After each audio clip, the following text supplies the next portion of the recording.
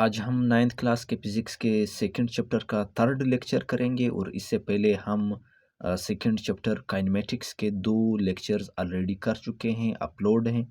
तो इस third lecture में हम distance and displacement, speed and velocity और स्पीड के types instantaneous speed, average speed और वेलोसिटी के types uniform and non uniform velocity और इसके अलावा acceleration and uniform and non uniform acceleration, in topics को कवर करेंगे।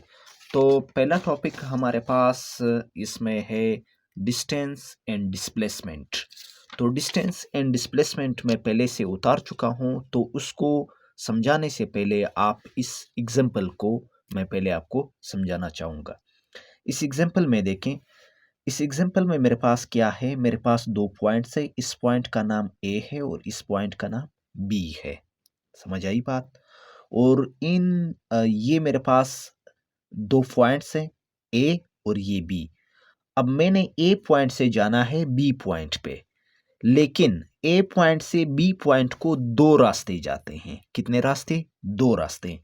एक रास्ता जो है वो ये है, जो मैंने पिंक मार्कर से मार्क किया हुआ है, जो बिल्कुल स्ट्रेट लाइन है, बिल्कुल ये देखें स्ट्रेट लाइन है जिसके एंड में एरो है। एक रास्ता ये है और एक रास्ता ये है जिस पे मैंने एक कार ड्रा की है।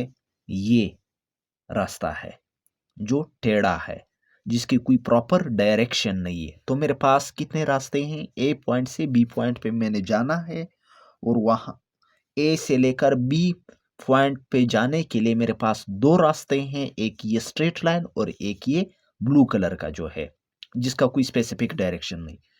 तो ये रास्ता जो बिल्कुल स्ट्रेट है, जो बिल्कुल शॉर्ट है, आपको लगता है कि किस रास्ते पे मैं जाऊं तो मेरे पास कम टाइम लगेगा।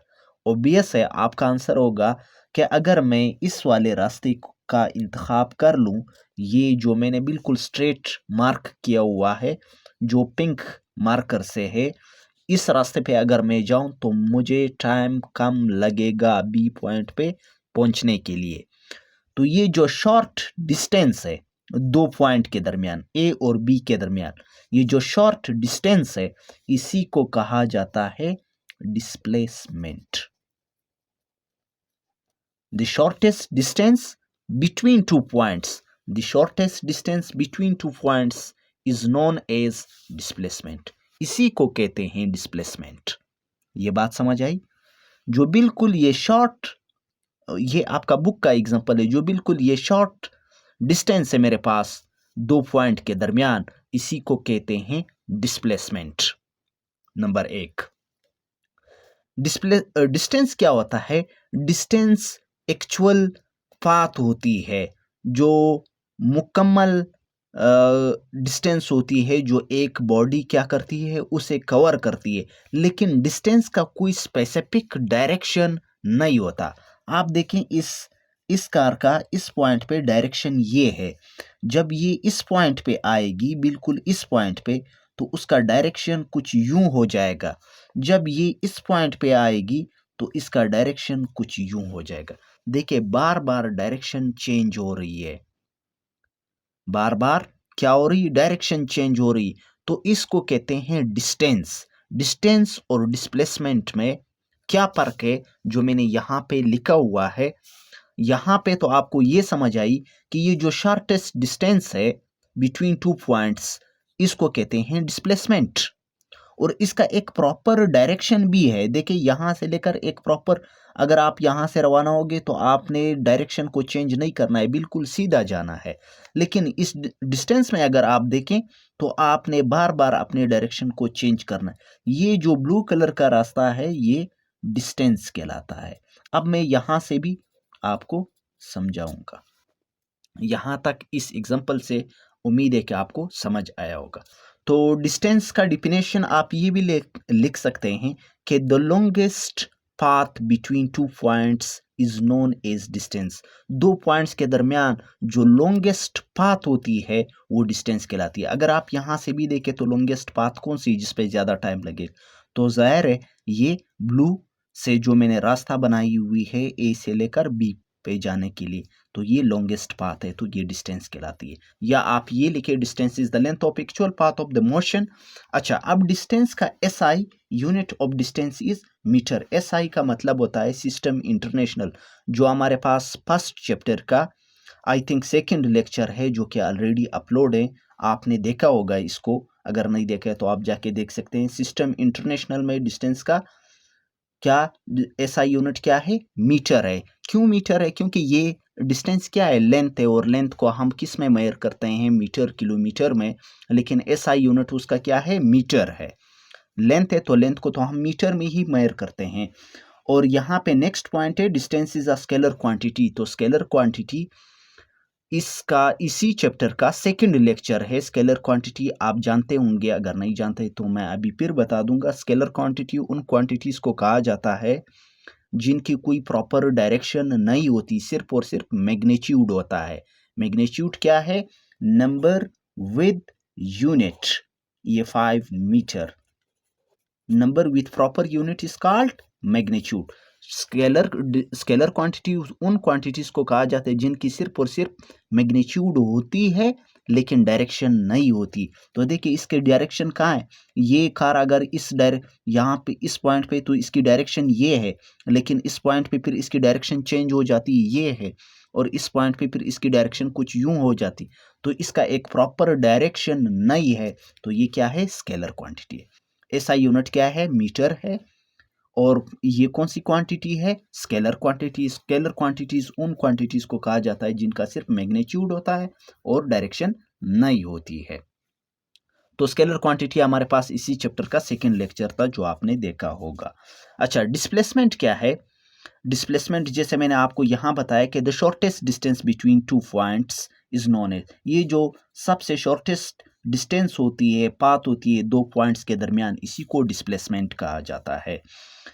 ऐसा the shortest distance between 2 point is known as displacement. ऐसा यूनिट यानी सिस्टम इंटरनेशनल में इसका यूनिट क्या है? मीटर है। क्यों मीटर है? क्योंकि ये भी तो क्या है? डिस्टेंस है भी है, तो ये भी डिस्टेंस, लेकिन ये क्या है? शॉर्टेस्ट डिस्टेंस है। तो डिस्टेंस को हम मीटर में मेजर करते हैं, तो दोनों का यूनिट क्या है? सेम है। इसका भी मीटर है, इसका भी मीटर है, क्योंकि ये भी तो है डिस्टेंस, लेकिन सिर्फ और सिर्फ क्या है? शॉर्टेस्ट डिस्टेंस है, और ये लॉन्गेस्ट पाथ थी। ये शॉर्टेस्ट पाथ है 2 पॉइंट्स के दरमियान।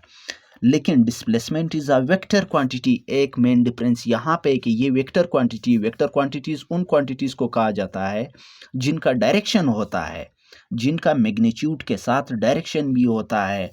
तो ये क्या है? ये देखिए एक डायरेक्शन भी रखती है। ये देखिए इसका एक प्रॉपर डायरेक्शन है। इस पॉइंट से लेकर बिल्कुल ए से जब आप रवाना हो जाते हैं तो बी तक आपका कहीं पे भी डायरेक्शन चेंज नहीं होता, क्योंकि आप स्ट्रेट जाते हैं। तो एक तो ये समझ आ गया कि ये वेक्टर क्वांटिटी है और ये स्केलर क्वांटिटी है। दोनों का डायरेक्ट यूनिट सेम होता है। ये लॉन्गेस्ट पाथ होती है 2 पॉइंट्स के दरमियान, ये शॉर्टेस्ट पाथ होती है 2 पॉइंट्स के दरमियान। उम्मीद है कि आपको इन दोनों का समझ आया होगा। अब हमारे पास जो हमारा नेक्स्ट टॉपिक है वो है स्पीड एंड। अच्छा, अब तक आप अगर चैनल पे नए हैं तो काइंडली चैनल को सब्सक्राइब कीजिए, और आपके फिजिक्स के साथ साथ आपके मैथमेटिक्स की न्यू बुक की जो 2025 के लिए, उसके लेक्चर ऑलरेडी अपलोड हैं, आप जाके देख सकते हैं। अब तक जो है हम थर्ड चैप्टर का भी एक 3.1 एक्सरसाइज भी कर चुके हैं, तो आप उनको भी देख सकते हैं। और अगर चैनल पे नए हैं तो काइंडली चैनल को सब्सक्राइब कीजिए और लेक्चर को लाइक कीजिए। तो जिस तरह डिस्टेंस और डिस्प्लेसमेंट में बिल्कुल एक सिमिलर सा कॉन्सेप्ट था, थोड़ा बहुत जो माइनर सा इसमें डिफरेंस था डायरेक्शन की वजह से। एक शॉर्टेस्ट डिस्टेंस थी, एक लॉन्गेस्ट पाथ था, और ये वेक्टर क्वांटिटी थी, ये स्केलर क्वांटिटी थी, और यूनिट दोनों का सेम था। इसी तरह स्पीड और वेलोसिटी का भी इसी तरह ही कंपैरिजन होगा और इसी तरह ही फर्क होगा इन दोनों में। तो आप इसको देखते जाएं। पहले मैं आपको ये एग्जांपल बताऊंगा, उसके बाद मैंने जो ये लिखा हुआ है ये बताऊंगा। अच्छा, तो स्पीड, ये मेरे पास एक कार है। स्पीड हमें क्या बताती है? स्पीड हमें ये बताती है कि कोई भी बॉडी कितनी फास्ट जा रही है। स्पीड हमें सिर्फ और सिर्फ ये बताती है, या ये बताता है कि कोई भी बॉडी या कोई भी ऑब्जेक्ट कितना फास्ट जा रहा है। समझ आई बात? उस how fast you are travelling, यहाँ पे यू की जगह पे आप बॉडी या object, how fast body are travelling या how fast object are travelling या how fast you are travelling. Speed is simply, speed हमें सिर्फ और सिर्फ ये बताएगा या ये बताता है कि कोई भी बॉडी या कोई भी ऑब्जेक्ट कितनी फास्ट जाती है। समझ आई बात? और वेलोसिटी भी हमें ये बताता है कि कोई भी बॉडी कितनी फास्ट जाती है और किस डायरेक्शन में जाती है। स्पीड हमें सिंपली ये बताता है कि कोई भी बॉडी कितनी फास्ट जाती है, लेकिन वेलोसिटी हमें इसके साथ एक एडिशन करके बताती है कि कोई भी बॉडी कितनी फास्ट जाती है और किस डायरेक्शन में जाती है। ये फर्क है। ये हमें सिर्फ और सिर्फ इसका ये बताएगा कि ये बॉडी कितनी फास्ट जाएगी। ये कौन बताएगा? ये स्पीड बताएगा। वेलोसिटी हमें ये बताएगा कि ये बॉडी कितनी फास्ट जा रही है और किस डायरेक्शन में जा रही है।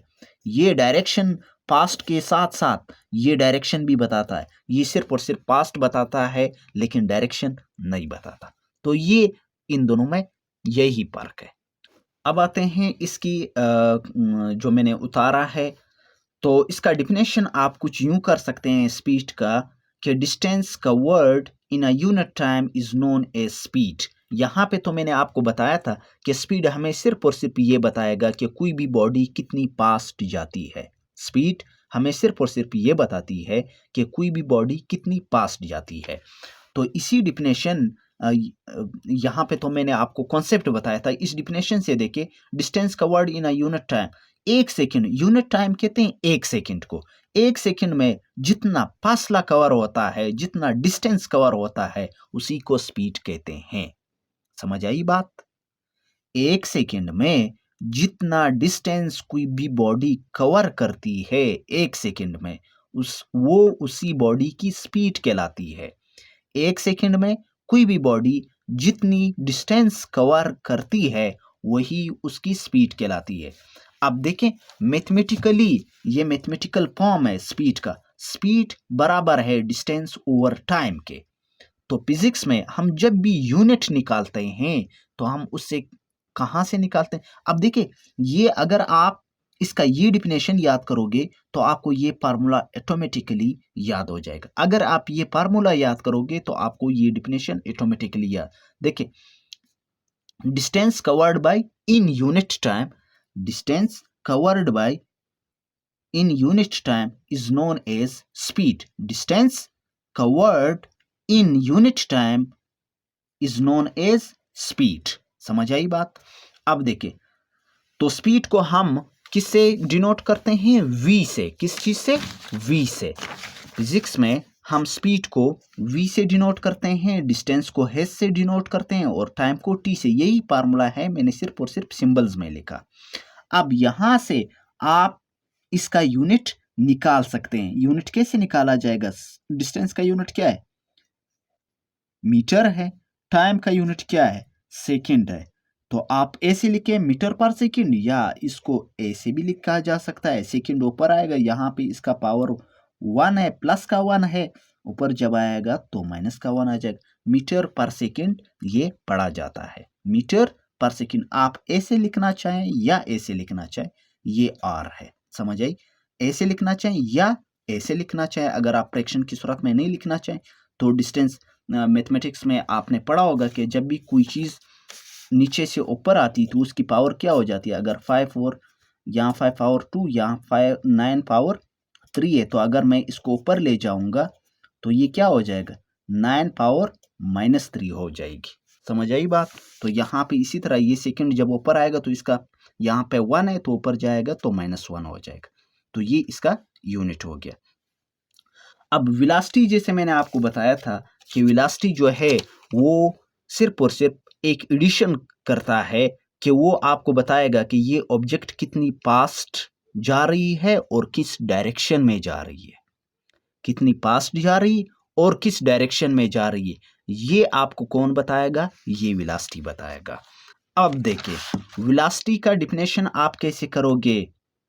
तो देखिए जैसे मैंने यहाँ पे आपको कहा था कि किस डायरेक्शन में जाएगा, मींस ये डायरेक्शन भी बता रहा है किस डायरेक्शन में जा रहा है। ये स्पीड जो था ये डायरेक्शन नहीं बता रहा था, वो सिर्फ बता रहा था कि कितना फास्ट जा रहा है। तो स्पीड जो है ये यहाँ पे मेरे पास स्पेस नहीं है, आप लिखें speed is a scalar quantity. क्या? स्केलर क्वांटिटी, क्योंकि ये हमें डायरेक्शन नहीं बताता है।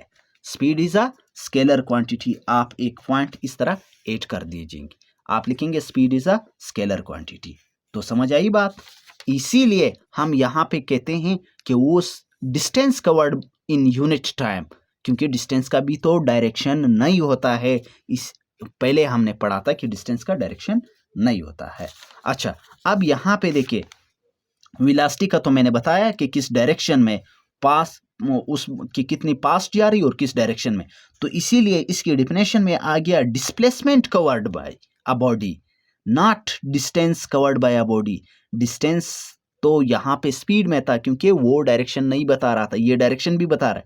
तो इसीलिए अब ये बॉडी जो है वो डिस्प्लेसमेंट कवर करेगी। Displacement covered by a body in a unit time in a particular direction. Particular एक खास डायरेक्शन में कोई भी बॉडी एक सेकंड में जितनी डिस्प्लेसमेंट कवर करती है और एक खास डायरेक्शन में, वो क्या कहलाती है? वेलोसिटी। कोई भी बॉडी एक सेकंड में जितनी डिस्प्लेसमेंट कवर करती है लेकिन एक खास डायरेक्शन में, तो वो वेलोसिटी कहलाती है। यहाँ पे तो मैंने आपको बताया था कि वो डायरेक्शन फास्ट होने के साथ साथ डायरेक्शन भी बताएगा। अब वेलोसिटी बराबर है, ये इसका मैथमेटिकल फार्मूला है, displacement over time. Displacement covered by a body in unit time. तो आप ये मैथमेटिकल फार्मूला याद रखें तो आपको ये डिफिनेशन याद हो जाएगा। आप ये याद रखें तो आपको mathematical formula displacement covered by a body in unit time. Unit time means एक सेकेंड। तो displacement covered by a body in unit time is known as velocity in a particular direction. अब यहाँ पे देखें, मैं इसको अभी क्या कर रहा हूँ, इस फार्मूले को मैं सिंबल्स में लिख रहा हूँ, वेलोसिटी के जगह पे v, और स्पीड को भी हम v से डिनोट कर रहे थे। अब पर क्या है, देखिए यहाँ पे वेलोसिटी के ऊपर एरो आ रहा है, और ये मैंने आपको पहले बताया था सेकंड लेक्चर में, इसी चैप्टर के सेकंड लेक्चर में, कि हम वेक्टर क्वांटिटीज को उसके ऊपर एरो लगाते हैं या बोल्ड करके लिखते हैं ताकि हमें पता हो। अब ये भी v है, ये भी v है, आपको क्या पता है कि ये वेलोसिटी है, ये वेलोसिटी है, लेकिन इसमें एरो आ रहा है, इसमें नहीं आ रहा, क्योंकि ये वेक्टर क्वांटिटी है। वेलोसिटी की डायरेक्शन, वेलोसिटी आपको डायरेक्शन भी बताती है, वेलोसिटी की डायरेक्शन है। समझ आई बात। यहाँ पे मैंने आपको कहा था कि पास्ट होने के साथ साथ डायरेक्शन भी बता रही। तो ये वेक्टर क्वांटिटी है, ये तो स्केलर क्वांटिटी थी, तो स्केलर क्वांटिटी पे कोई एरो वगैरह नहीं आता। लेकिन फिजिक्स में जब भी हम वेक्टर क्वांटिटीज लिखते हैं तो उस पे क्या करते हैं, उसको या तो बोल्ड लिखते हैं, मोटा करके लिखते हैं, या उसके ऊपर या नीचे एरो दे देते हैं। तो अक्सर क्या करते हैं, ऊपर एरो। अब v बराबर है, अब देखिए डी पे भी एरो आ रहा है, क्यों? क्योंकि डिस्प्लेसमेंट है, और डिस्प्लेसमेंट को हमने अभी पढ़ा था कि डिस्प्लेसमेंट क्या है, वेक्टर क्वांटिटी, इसका ये है डायरेक्शन होता है डिस्प्लेसमेंट का।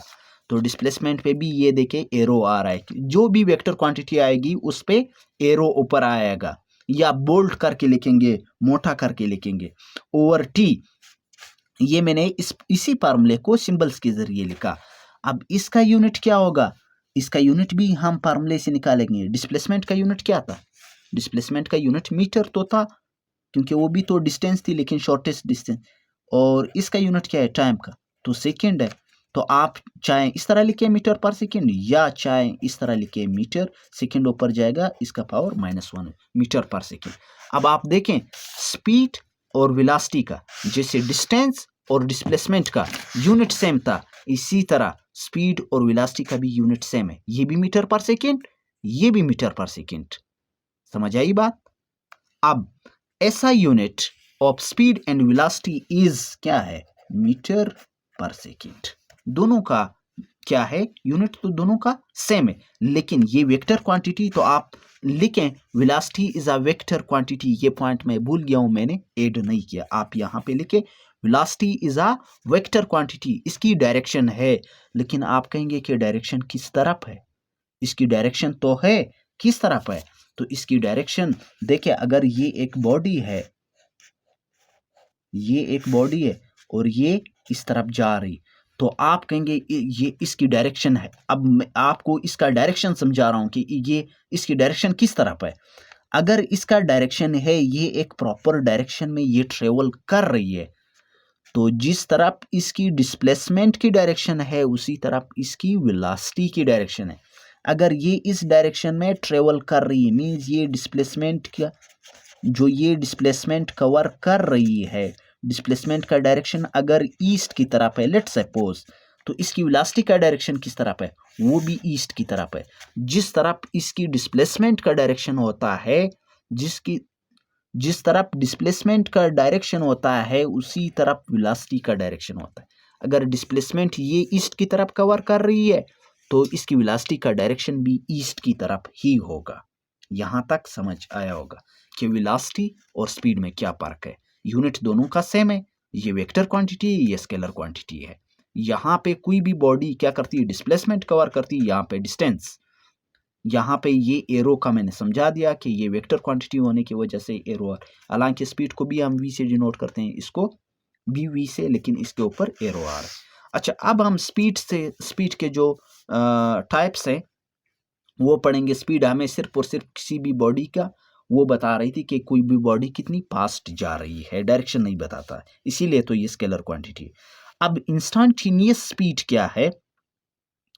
इंस्टेंटेनियस स्पीड क्या है? The speed of a vehicle that is shown by its speedometer at any instant is called instantaneous speed. Let's suppose आप क्या कर रहे हैं, आप लाहौर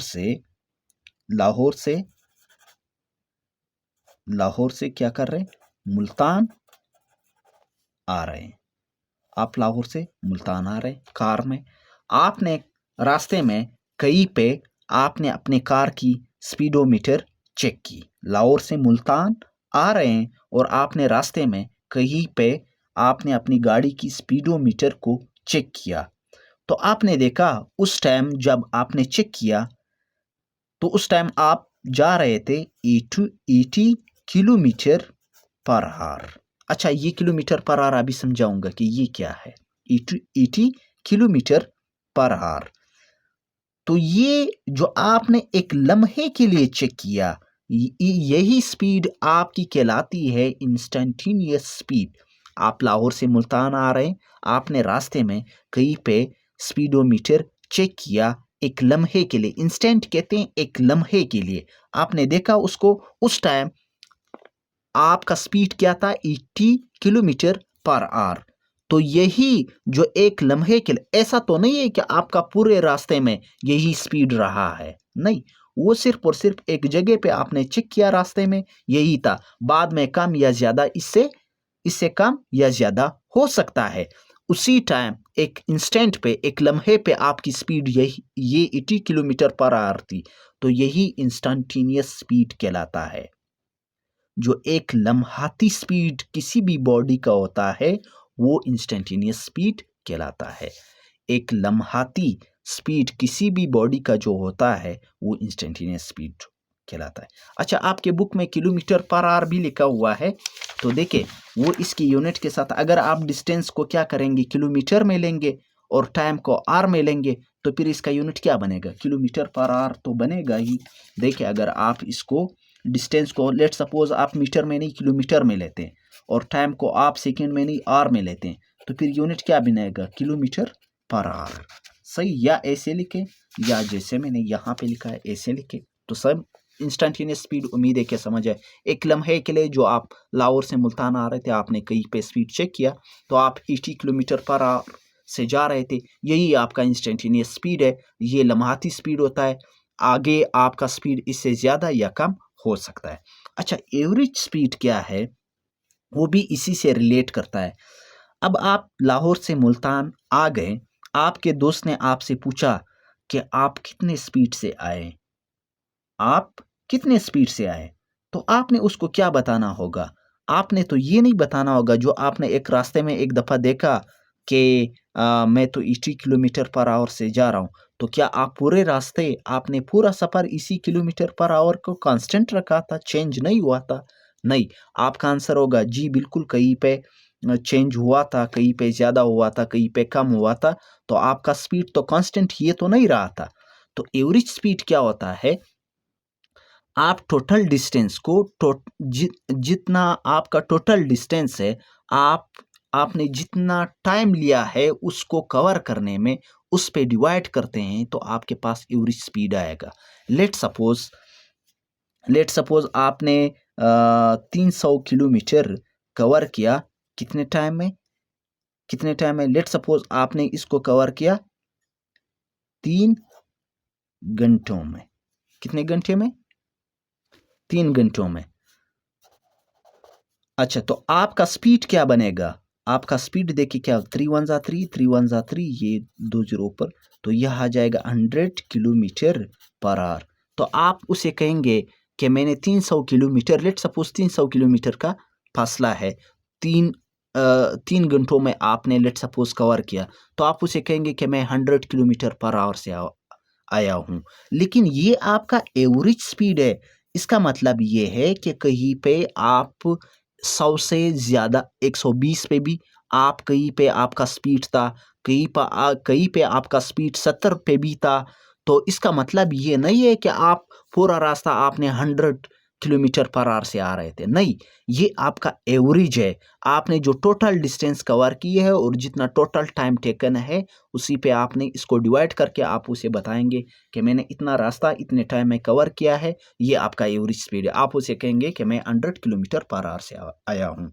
लेकिन इसका मतलब ये हरगिज़ नहीं कि आप पूरा रास्ता आप 100 किलोमीटर पर आवर से आ रहे थे। नहीं, आपका कहीं पे स्पीड ज़्यादा हो रहा था, कहीं पे कम हो रहा था। तो एवरेज स्पीड क्या है? The total distance covered divided by the total time taken. मुकम्मल जो फासला होता है उसको टोटल टाइम पे डिवाइड कीजिए तो आपके पास एवरेज स्पीड आ जाए। स्पीड को हम v से डिनोट करते हैं और एवरेज को av, जो इसका सबस्क्रिप्ट में मैंने लिखा है। टोटल डिस्टेंस को s से लिखें और टाइम को t से लिखें, तो ये एवरेज स्पीड का फार्मूला आपके पास बन। यूनिट इसका वही रहेगा क्योंकि ये भी तो स्पीड है, तो डिस्टेंस का मीटर, उसका सेकंड, मीटर पर सेकंड बनेगा। अब यहाँ तक समझ आया होगा। अच्छा, इंस्टेंटेनियस स्पीड, एवरेज स्पीड और स्पीड समझ आया होगा। अब वेलोसिटी से रिलेटेड, वेलोसिटी तो मैंने आपको बताया था कि पास्ट होने के साथ साथ उस ऑब्जेक्ट की डायरेक्शन भी बताती। अब एक आता है यूनिफॉर्म वेलोसिटी, एक आता है non uniform velocity. Uniform velocity क्या है? यूनिफॉर्म वेलोसिटी में, अच्छा, यूनिफॉर्म वेलोसिटी पहले मैं इस एग्जांपल से आपको रिलेट करके बताता हूँ। यूनिफॉर्म वेलोसिटी क्या होती है? देखिए, अगर ये बॉडी ए से लेकर बी तक आना चाह रही है और अगर इस बॉडी ने, इस मुकम्मल जर्नी ने, अगर ये ए से लेकर बी तक, लेट सपोज ये फासला है 300 किलोमीटर, लेट सपोज पर्स कीजिए ये कितना फासला है, 300 किलोमीटर, और ये बॉडी इस पूरे रास्ते में कितने स्पीड से जा रही, लेट सपोज ये 80 किलोमीटर पर आवर से जा रही है। ये बॉडी ए पॉइंट से बी तक आना चाह रही है और ये फासला कितना है, 300 किलोमीटर, और इसने ये पूरा रास्ता कितने स्पीड से, कहीं पे भी इसका स्पीड न 80 से कम हुआ न ज़्यादा हुआ, और इस पूरे रास्ते में इसने अपनी डायरेक्शन को मेंटेन रखा है, कहीं पे भी इसने अपनी डायरेक्शन को चेंज नहीं किया, बिल्कुल स्ट्रेट रास्ता है, बिल्कुल सीधा ये गया, कहीं पे भी इसने अपनी डायरेक्शन एक लम्हे के लिए भी चेंज नहीं किया और न अपनी स्पीड चेंज की।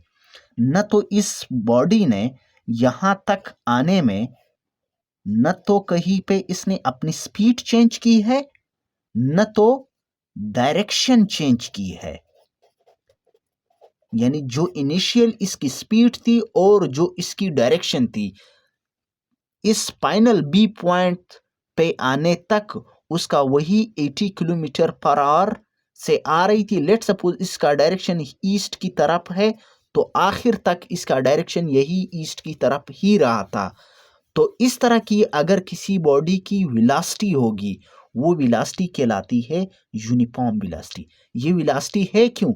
क्योंकि इसमें देखें डायरेक्शन भी है और उसकी स्पीड भी हमें बताई जा रही है कि कितनी फास्ट आ रही है। 80 किलोमीटर पर आवर की स्पीड है इसकी, यानी इतनी फास्ट आ रही है और किस डायरेक्शन में आ रही, ईस्ट में, ईस्ट की तरफ आ रही। तो ये इसकी वेलोसिटी है। और कौन सी वेलोसिटी है? यूनिफॉर्म, क्योंकि न तो इस बॉडी का स्पीड चेंज हो रहा है न तो डायरेक्शन चेंज हो रहा है। और इस तरह वेलोसिटी को यूनिफॉर्म वेलोसिटी कहा जाता है, जिसमें न बॉडी की स्पीड न चेंज हो रही हो न डायरेक्शन। अब देखिए, the velocity is said to be uniform, उस बॉडी का वेलोसिटी यूनिफॉर्म कहलाएगा if the speed and the direction of a moving body, जो मूविंग बॉडी होती है उसकी न स्पीड और डायरेक्शन डज नॉट चेंज, अगर वो चेंज ना हो रहा हो तो वो क्या कहलाएगा? Uniform velocity. देखिए इस बॉडी का, जैसे मैंने आपको एग्जांपल दिया, 300 किलोमीटर फासला इसने कवर किया और 80 kilometre per hour constant speed से आ रही थी, न कहीं पे ज़्यादा हुआ न कहीं पे कम हुआ, और डायरेक्शन ईस्ट की तरफ था, आखिर तक यही डायरेक्शन रहा, न तो डायरेक्शन चेंज हुआ न तो स्पीड चेंज हुई। और इस तरह की वेलोसिटी को कहते हैं यूनिफॉर्म वेलोसिटी। और नॉन यूनिफॉर्म वेलोसिटी में क्या होता है? नॉन यूनिफॉर्म वेलोसिटी इसका अपोजिट है। या तो लेट सपोज यही है, लेट सपोज ये ए है ये बी है, दो पॉइंट्स के दरमियान कोई भी बॉडी, लेट सपोज अगर इस पूरे रास्ते में, ये 300 किलोमीटर का जो फासला है, अगर इस पूरे रास्ते में या तो बॉडी का स्पीड चेंज हुआ, लेट सपोज यहाँ पे ये 80 किलोमीटर पर आवर में थी और ये इस पॉइंट पे, इस वाले पॉइंट पे यहाँ पे इसका let suppose 60 kilometre per hour, direction अब भी वही है, डायरेक्शन अब भी ईस्ट की तरफ है, डायरेक्शन वही है, सिर्फ और सिर्फ स्पीड चेंज हो रही है। तो अगर किसी भी बॉडी का स्पीड चेंज हुआ, क्या चेंज हुआ? स्पीड चेंज हुआ, या इसके अलावा मेरे पास स्पेस नहीं, या स्पीड 80 किलोमीटर पर आवर ही थी लेकिन इसने अपने डायरेक्शन चेंज किया। देखिए इस पॉइंट पे इसका डायरेक्शन यहाँ था, लेट सपोज अब ये नहीं है, अब ये बॉडी यहाँ पे आ गई, इसकी डायरेक्शन ये है, टर्न ले, इस बॉडी ने क्या किया? टर्न लिया, तो इसका डायरेक्शन अब ये हो गया, इस पॉइंट पे इसका डायरेक्शन ये है और इस पॉइंट पे ये आके इसने टर्न लिया, इसका डायरेक्शन अब ये हो गया। स्पीड अब भी इस पॉइंट पे भी 80 किलोमीटर पर आवर ही है। पहले मैं आपको क्या बता रहा था कि स्पीड इसकी यहाँ पे 80 किलोमीटर पर आवर है और यहाँ पे इस पॉइंट पे 60 किलोमीटर पर आवर, यहाँ पे तो स्पीड चेंज हो गया। या इसके अलावा अगर स्पीड मेंटेन था, स्पीड चेंज नहीं हो रहा था और उस बॉडी ने अपनी डायरेक्शन चेंज की, स्पीड के बजाय सिर्फ और सिर्फ अपना डायरेक्शन चेंज किया, यहाँ पे आ रही थी, यहाँ पे आ रही थी और इस पॉइंट पे वही इस 80 किलोमीटर पर आवर से इसने यू टर्न लिया, सिर्फ और सिर्फ डायरेक्शन चेंज कर ली। तो इस तरह की वेलोसिटी को कहते हैं नॉन यूनिफॉर्म वेलोसिटी, या इसे कहा जाता है वेरिएबल वेलोसिटी। या तो बॉडी स्पीड चेंज कर देती है, या तो डायरेक्शन चेंज कर देती है, या दोनों भी चेंज कर सकती है।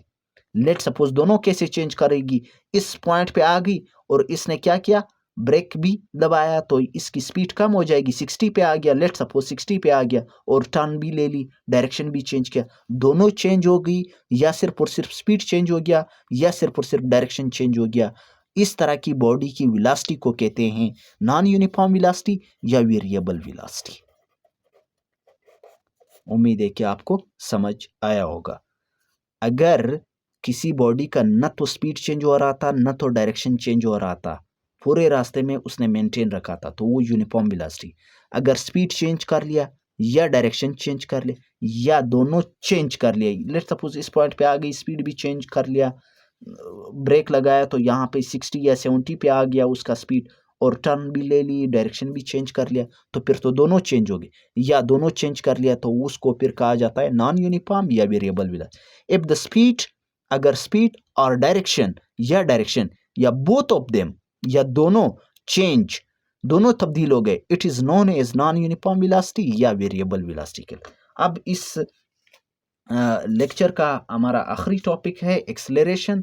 उम्मीद है कि आपने लेक्चर को लाइक और चैनल को ज़रूर सब्सक्राइब किया होगा, तो आप अपने दोस्तों को भी बता दें ताकि हमें मोटिवेशन मिलती रहे और आपके लिए इस तरह के लेक्चर्स लाते रहें। अच्छा, इसका लास्ट जो हमारे पास टॉपिक है वो है एक्सेलरेशन। एक्सेलरेशन में क्या है? Rate of change of velocity is known as acceleration. जब भी किसी बॉडी का वेलोसिटी चेंज होता है तो वो क्या करता है? यहाँ पे मैंने मिस्टेक की है। Rate of change of velocity is known as acceleration. Sorry, ये मिस्टेक हुई। तो पहले मैं आपको एग्जांपल दे देता हूँ, फिर उसके बाद ये आप जब भी कोई देखिए वेलोसिटी में क्या होता है, मैं आपको पहले वेलोसिटी बता दूं। वेलोसिटी में दो चीज़ें होती हैं, एक मैग्नीट्यूड होता है यानी नंबर विथ प्रॉपर यूनिट, जिसको हम स्पीड भी कहते हैं। देखें 5 किलोमीटर पर आवर, ये क्या है? ये मैग्नीट्यूड है। Number with proper unit is called magnitude. और वेलोसिटी में और क्या होता है? डायरेक्शन होती है। अगर कोई भी बॉडी, यहाँ पे मैंने लिखा था कि जब भी वेलोसिटी चेंज होती है किसी बॉडी की तो उसमें एक्सेलरेशन पैदा होता है। जब भी किसी बॉडी का वेलोसिटी चेंज होता है तो उसमें एक्सेलरेशन पैदा होती है। अब देखते हैं, अब देखें, जैसे मैंने आपको बताया कि जब भी किसी बॉडी का वेलोसिटी चेंज होती है तो उसमें एक्सेलरेशन पैदा होता है। अब वेलोसिटी में कितनी चीजें हैं? एक मैग्नीट्यूड है, एक डायरेक्शन है। लेट सपोज मैं यहाँ पे आपको एग्जांपल अभी देने वाला हूँ। देखिए ये मेरे पास एक बॉडी है। लेट सपोज ये कितनी स्पीड से जा रही है? ये इसका मैग्नीट्यूड जो है 5 किलोमीटर पर आवर है। जब ये इस पॉइंट पे आ जाती है ये बॉडी, तो इसकी स्पीड लेट सपोज कम या ज़्यादा हो जाती है। लेट सपोज अब क्या है? 6 किलोमीटर पर आवर हो गई। तो इसकी क्या चेंज होगी? मैग्नीट्यूड चेंज होगी।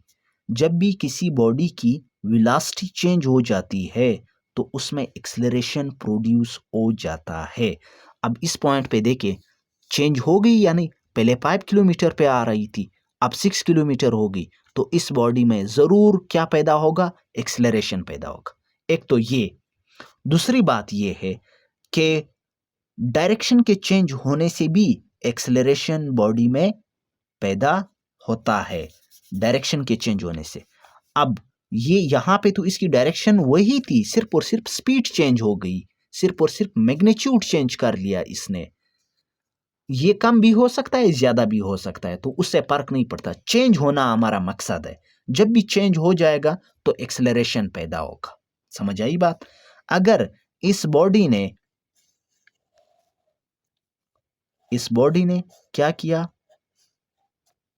डायरेक्शन चेंज किया। लेट सपोज अब 5 किलोमीटर पर आवर से यहाँ पे जा रही, यहाँ पे तो इसका डायरेक्शन यूं था।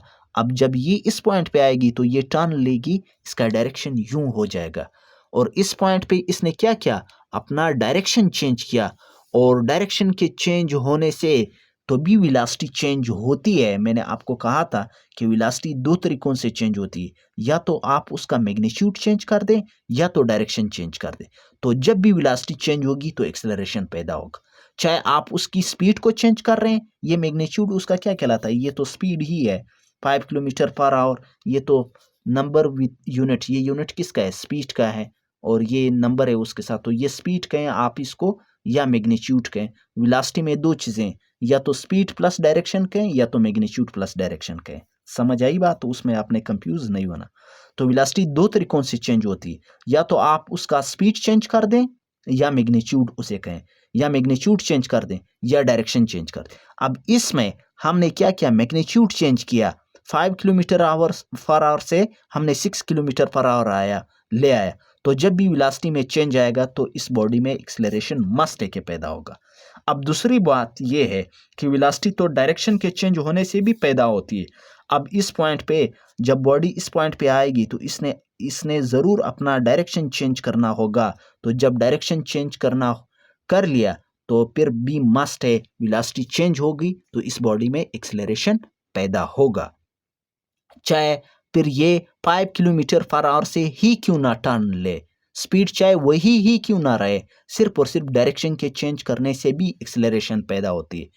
और ये भी हो सकता है कि कोई बॉडी डायरेक्शन और मैग्नीट्यूड दोनों चेंज कर ले, तो फिर भी तो वेलोसिटी चेंज होगी, फिर भी तो वेलोसिटी चेंज होगी, तो तब भी उस बॉडी में एक्सेलरेशन पैदा होगा, एक्सेलरेशन प्रोड्यूस होगा। समझ आई बात? दोनों भी चेंज कर सकती हैं।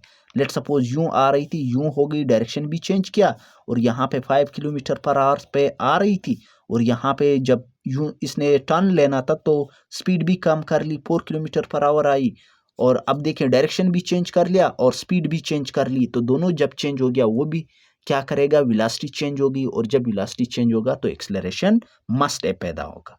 अब एक्सेलरेशन का समझ आया कि एक्सेलरेशन कब किसी बॉडी में पैदा होती है, जब वेलोसिटी चेंज होती है। जब भी वेलोसिटी चेंज होती है तो एक्सेलरेशन पैदा होता है। और वेलोसिटी कैसे चेंज होती है, या तो उसका मैग्नीट्यूड चेंज होता है, या स्पीड चेंज होती है, या तो डायरेक्शन चेंज होता है, या तो दोनों चेंज होते हैं। और एग्जांपल मैंने आपको दे दी। अच्छा, अब डिफिनेशन पे आते हैं। मेरे पास जो स्पेस मैंने इसके लिए छोड़ा हुआ था वो भी काफ़ी कम हो गया। अच्छा, rate of change of velocity, rate कहते हैं with respect to time, rate कहते हैं with respect to time. Time के लिहाज से जब भी वेलोसिटी में चेंज आएगा, ये सारा का सारा काम तो टाइम के लिहाज से ही हो रहा था। टाइम तो यहाँ पे इन्वॉल्व ही था, वक्त के साथ साथ इसमें वक्त के साथ क्या आ रहा था, चेंज आ रहा था। पहले 5 किलोमीटर पर आवर, फिर 2 या 5 सेकंड के बाद उसने 6 किलोमीटर पर आवर पे आ गई, तो टाइम के साथ ये चेंजेस इसमें आ रहे थे। Rate of change in velocity is known as acceleration. इसी को ही जब भी वेलोसिटी में चेंज आएगा वक्त के साथ तो उसे एक्सेलरेशन कहा जाएगा। वेलोसिटी में चेंज कैसे आता है वो बता दिया कि 2 तरीकों से, या तो डायरेक्शन चेंज होगी, या तो मैग्नीट्यूड चेंज होगा, या तो दोनों चेंज हो सकते हैं। एक्सेलरेशन बराबर होता है, देखिए, change in velocity with respect to time और टाइम। अब आप इसको सिंबल्स में लिखें, ये लिखें, और चेंज इन वेलोसिटी क्या है, वेलोसिटी, चेंज इन वेलोसिटी को हम यूं लिखते हैं। देखिए, ये इसको क्या कहा जाता है, डेल। इसको कैसे लिखते हैं, यूं ट्रायंगल बना के, डेल। इसको क्या कहते हैं, डेल, या डेल्टा भी कहते हैं, डेल्टा। डेल्टा डेल्टा किस चीज को जाहिर करता है, चेंज को, चेंज। अब मैं वी लिखता हूं, इस डेल्टा वी का मतलब ये है चेंज इन वेलोसिटी, सिंबल्स के जरिए मैंने लिखा। ये डेल्टा जो है ये चेंज को जाहिर करता है, चेंज इन वेलोसिटी, वेलोसिटी में तो चेंज आ रहा था, और टाइम को मैं टी से लिखता हूँ। और ये याद रखें कि एक्सेलरेशन भी जो है वो वेक्टर क्वांटिटी है। समझ आई बात? तो इस पे आप एरो लगाएं। अब मेरे पास स्पेस नहीं था तो मैं यहाँ पे लिख रहा हूँ। देखिए, ये अब ये जो है ये डेल्टा चेंज को जाहिर कर रहा है, तो अब मैं इसको आगे कैसे लिखूंगा, ए इज इक्वल टू, यानी acceleration is equal to change in velocity. Change किस में आ रहा है, देखिए चेंज इस तरह आ रहा है। लेट सपोज ये बॉडी जो है, ये बॉडी 5 किलोमीटर पर आवर से जा रही और ये पॉइंट ए पॉइंट से जा रही, और इसने बी पॉइंट तक आना है। यहाँ पे ये 5 किलोमीटर पर आवर से जा रही है, तो ये जब बी पॉइंट पे इसका जो क्या है 6 किलोमीटर पर आवर इसकी स्पीड होगी, तो ये इसकी इनिशियल वेलोसिटी कितनी थी, 5 किलोमीटर पर आवर। ये जो इसका इब्तिदाई वेलोसिटी थी ये कितनी थी, 5 किलोमीटर पर आवर। और यहाँ पे फाइनल पॉइंट पे, बी पॉइंट पे, इसकी फाइनल वेलोसिटी कितनी होगी, 6 किलोमीटर पर आवर। समझ आई बात? चेंज इन वेलोसिटी किस में, कौन सी वेलोसिटी में तब्दीली, इनिशियल और फाइनल में तब्दीली है। इनिशियल और फाइनल में चेंज है। देखिए, ये इसकी इनिशियल वेलोसिटी जब ये ए पॉइंट से बी पॉइंट पे जा रही थी, तो ए पॉइंट पे इसकी वेलोसिटी कितनी थी, 5 किलोमीटर पर आवर। ये इसकी इनिशियल वेलोसिटी थी। और बी पॉइंट पे जाना था, तो बी पॉइंट पे इसकी फाइनल वेलोसिटी कितनी थी, वो या तो कम हुई होगी या तो ज़्यादा हुई होगी, उससे फ़र्क नहीं पड़ता। अच्छा, तो कितनी हुई? Let's suppose 6 kilometre per hour. तो ये इसकी फाइनल वेलोसिटी है, ये इसकी इनिशियल वेलोसिटी है। समझ आई बात? तो ये डेल वी को मैं कैसे लिखता हूँ? जब भी आप चेंज निकालते हैं तो आप किससे निकालोगे? चेंज आप कैसे निकालोगे? आप फाइनल से इनिशियल को माइनस कर ले तो आपके पास चेंज आ जाएगा कि कितना चेंज आए। ये फाइनल रिजल्ट से इस इनिशियल को माइनस करें तो आपके पास फर्क आ जाएगा। और फाइनल वेलोसिटी को मैं लिखता हूँ v और सबस्क्रिप्ट में f दे देता हूँ, तो यानी final velocity. f means final minus v i means initial, ये इनिशियल फाइनल माइनस इनिशियल, तो मेरे पास फर्क आ जाएगा। और यहाँ पे ये चेंज इन वेलोसिटी को मैंने ऐसे लिखा और यहाँ पे ये t। अब समझ आई बात? यहां तक उम्मीद है कि समझ आया होगा। अब मैं इसका यूनिट कैसे निकालूंगा? देखिए, यूनिट जब भी हम फिजिक्स में निकालते हैं तो वो फार्मूले से निकालते हैं। अब आप इस फार्मूले को देखें, ऊपर क्या है? वेलोसिटी है। देखिए, एक्सीलरेशन बराबर है, ऊपर क्या है? वेलोसिटी। वेलोसिटी का यूनिट क्या था? ये याद रखें, वेलोसिटी का यूनिट क्या था? मीटर पर सेकेंड। ये आपको नजर नहीं आ रहा, ये वेलोसिटी का यूनिट मीटर पर सेकेंड, इसका क्या था? यूनिट था। ये वेलोसिटी का यूनिट है। तो ऊपर इसकी वेलोसिटी, वेलोसिटी का यूनिट क्या था? मीटर पर सेकेंड। और नीचे क्या है? टाइम। टाइम का यूनिट क्या है? सेकेंड। समझ आई बात? तो अब क्या हो जाएगा? देखिए नेक्स्ट स्टेप में, मीटर पर सेकेंड, ये ऊपर से ऑलरेडी ये एस भी ऊपर जाएगा, तो इसका पावर क्या हो जाएगा? नीचे डिवाइड हो रहा है, ऊपर जाके मल्टीप्लाई हो जाएगा। यहाँ पे इसका पावर प्लस का 1 है, ऊपर जाके माइनस का 1 हो जाएगा। तो अब देखिए मीटर, अब इन दोनों का बेस सेम है, बेस सेम है, तो पावर क्या हो जाएंगे? जमा हो जाएंगे। पावर क्या हो जाएंगे? जमा हो जाएंगे। Minus minus plus, 1 1 2, sign minus का लगेगा, तो ये आ जाएगा मीटर पर सेकेंड स्क्वायर। ये किसका यूनिट है? ये एक्सलेरेशन का यूनिट है, मीटर पर सेकेंड स्क्वायर। ये स्टेप अगर समझ नहीं आई तो मैं फिर आपको बताऊंगा कि कैसे, अगर आपको समझ ये स्टेप मीटर पर सेकेंड स्क्वायर कैसा है। देखिए, ये मीटर पर सेकेंड स्क्वायर तो ऑलरेडी यहाँ पे था, ये एस बी जब ऊपर आया तो अब इन दोनों का बेस सेम है। मैथमेटिक्स में जिसका बेस सेम होता है और प्रोडक्ट की फॉर्म में होता है, तो उनका पावर क्या होते हैं? ऐड हो जाते हैं। तो ये -1 प्लस ये -1, इसका -1। समझ आई बात? तो अब ये स्टेप मैं यहाँ करने वाला हूँ, मीटर पर सेकेंड, ये -1 प्लस माइनस -1 प्लस माइनस -1। अब यहाँ से मीटर पर सेकेंड, देखें minus minus plus, minus minus क्या हो जाएंगे? प्लस, ये 1 1 2, साइन माइनस का लगेगा, क्योंकि ये दोनों साइन चूंकि बराबर हैं तो वो फिर, और ना हम बड़े का लगाते हैं, तो अब दोनों बराबर हैं, साइन माइनस का लगे, तो ये मीटर पर सेकेंड स्क्वायर। समझ आई बात? मीटर पर सेकेंड स्क्वायर क्या है? एक्सेलरेशन का यूनिट है। तो अब एक्सेलरेशन का समझ आया होगा कि जब भी वेलोसिटी में चेंज आती है तो एक्सेलरेशन उस बॉडी में प्रोड्यूस होता है। और वेलोसिटी में चेंज किस तरह आती है? तो या तो डायरेक्शन चेंज हो जाती है या तो स्पीड चेंज हो जाती है। अब ये तो समझ आया। अब और इसके साथ साथ मैथमेटिक्स के मैं आपको फिर रिकॉल कर रहा हूँ, मैथमेटिक्स के लेक्चर आपके ऑलरेडी नए बुक के अपलोड हैं, तो आपका 3rd चैप्टर इस वक्त कंटिन्यू है, आप जाके देख सकते हैं।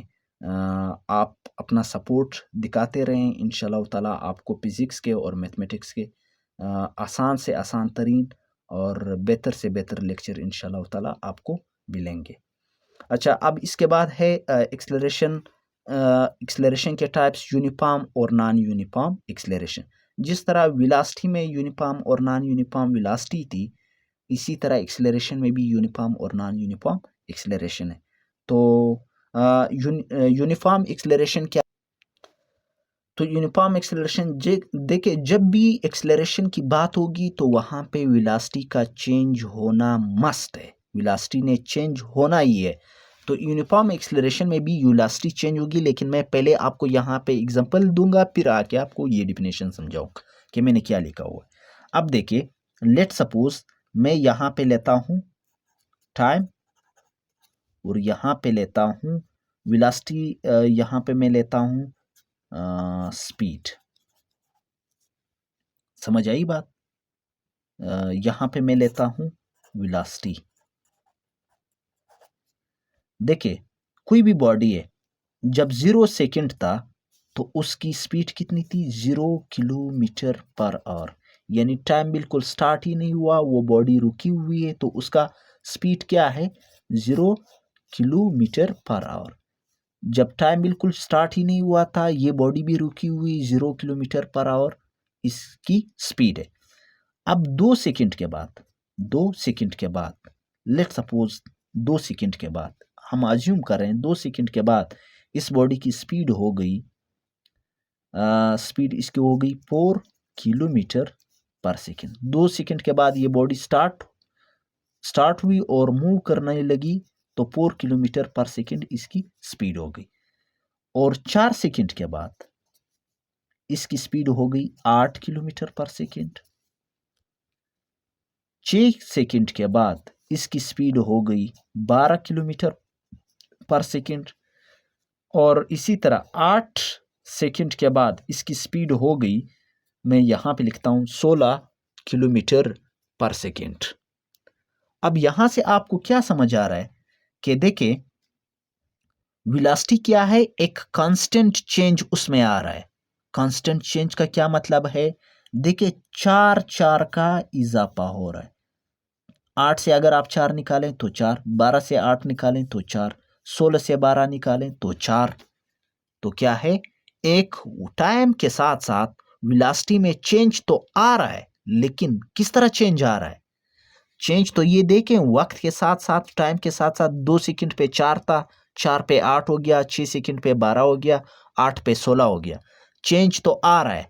ऐसा तो नहीं है कि 4 किलोमीटर पर 4 किलोमीटर पर सेकंड नहीं, फॉर आवर लिखे, सॉरी, यहाँ पे किलोमीटर तो वहाँ पे आर लिखे। अच्छा, अब 2 सेकंड में 4 किलोमीटर पर आवर, फिर 4 सेकंड में 8 किलोमीटर पर आवर। तो देखिए वक्त के साथ साथ वेलोसिटी तो चेंज हो रही, लेकिन किस तरह चेंज हो रही? कांस्टेंट चेंज हो आ रहा है। कांस्टेंट चेंज मींस जो चेंज पहले इसमें आ रहा था तो वही 4 का इजाफा हो रहा है, 4 का चेंज आ रहा है। इसको कहते हैं कांस्टेंट चेंज। चेंज तो आ रहा है, तब्दीली तो आ रही है। देखिए 2 सेकंड पे जो स्पीड था, जो वेलोसिटी थी, 4 सेकंड पे वही नहीं है। 4 सेकंड पे जो वेलोसिटी है, 6 सेकंड पे वही वेलोसिटी नहीं है। चेंज 6 सेकंड पे 12 है, 4 पे 8 थी। चेंज तो ये जाहिर है कि दिख रहा है कि चेंज तो आ रहा है, लेकिन वो चेंज कैसा है? वो चेंज कांस्टेंट है। सब में 4 का चेंज आ रहा है। और अगर किसी भी बॉडी में कांस्टेंट वेलोसिटी, कांस्टेंट चेंज हो रही थी, तो चेंज तो आ रहा है। जब भी चेंज आएगा तो एक्सेलरेशन ने तो पैदा होना है, तो उसमें जो एक्सेलरेशन पैदा होगा वो यूनिफॉर्म एक्सेलरेशन पैदा होगा, वो यूनिफॉर्म एक्सेलरेशन कहलाएगा। अब इस बॉडी में देखे चेंज तो आ रहा है, वेलोसिटी चेंज हो रही है, एक्सेलरेशन पैदा हो रहा है, लेकिन ये किस तरह का एक्सेलरेशन है? ये यूनिफॉर्म एक्सेलरेशन है। क्यों? क्योंकि बॉडी में जो चेंज आ रहा है वो कांस्टेंट है। समझ आई बात? जब भी बॉडी में वेलोसिटी कांस्टेंट चेंज आ रही हो, तो उसमें जो एक्सेलरेशन पैदा हो रही है वो एक्सेलरेशन यूनिफॉर्म एक्सेलरेशन कहलाएगी। तो ये मैंने जैसे आपको 4 का, if the rate of change of velocity, अगर वेलोसिटी वक्त के साथ इस चेंज ऑफ वेलोसिटी इस कांस्टेंट, यानी कांस्टेंट चेंज हो रही थी, जिस तरह यहाँ पे 2 सेकंड 4, फिर 4 पे 8, 6 पे 12, 8 पे 16, कांस्टेंट चेंज आ रहा है। तो इस तरह की इस बॉडी में जो एक्सेलरेशन होगा वो यूनिफॉर्म एक्सेलरेशन होगा। समझ आई बात? अच्छा, अब इसके बाद यूनिफॉर्म नॉन यूनिफॉर्म एक्सेलरेशन क्या है, या इसको वेरिएबल एक्सेलरेशन भी कहते हैं। जब क्या होता है, इफ द मैग्नीट्यूड और direction of a velocity or both of them change, it is called non-uniform velocity, non-uniform acceleration। जब भी अगर मैग्नीट्यूड, डायरेक्शन, वेलोसिटी का चेंज हो जाए, आर बोथ ऑफ देम, या दोनों चेंज हो जाए, मैग्नीट्यूड भी चेंज हो जाए, डायरेक्शन भी चेंज हो जाए, it is called non uniform acceleration. तो इसको कहते हैं नॉन यूनिफॉर्म एक्सेलरेशन। उम्मीद है कि समझ आया होगा, लेकिन मैं यहाँ पे फिर भी समझा देता हूँ एग्जांपल पे।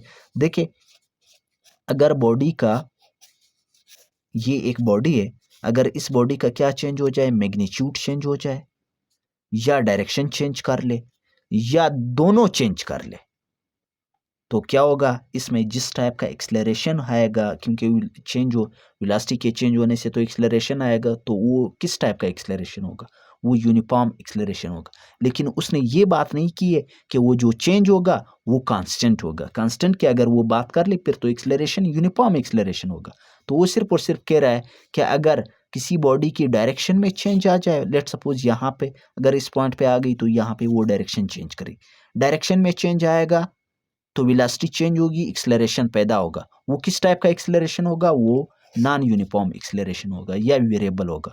यहाँ पे 5 किलोमीटर पर आवर इसकी वेलोसिटी है, लेट सपोज इस पॉइंट पे आके इसका 6 किलोमीटर पर आवर इसकी वेलोसिटी होगी। तो ये किस तरह का चेंज है, ये कोई कांस्टेंट चेंज नहीं है। यहाँ पे लेट सपोज कितना था, 4 किलोमीटर पर आवर। तो देखिए इस पॉइंट पे 5 किलोमीटर पर आवर, इस पॉइंट पे 4 किलोमीटर पर आवर, इस पे 6 किलोमीटर पर आवर। तो ये क्या होगा, इस टाइप का जो चेंज आएगा किसी भी वेलोसिटी में, तो वो किस टाइप की एक्सेलरेशन पैदा करेगा उस बॉडी में, नॉन यूनिफॉर्म एक्सेलरेशन। अगर कांस्टेंट वेलोसिटी चेंज हो रही तो वो यूनिफॉर्म। तो इसके साथ साथ हमारा लेक्चर ख़त्म हो गया और फर्स्ट चैप्टर के लेक्चर आपके ऑलरेडी अपलोड हैं। फिज़िक्स की बात कर रहा हूँ और मैथमेटिक्स का तो बार बार बता दिया। तो इंशाल्लाह ताला आपने चैनल को सब्सक्राइब किया होगा और वीडियो को लाइक किया होगा। इंशाल्लाह ताला मिलेंगे नेक्स्ट लेक्चर।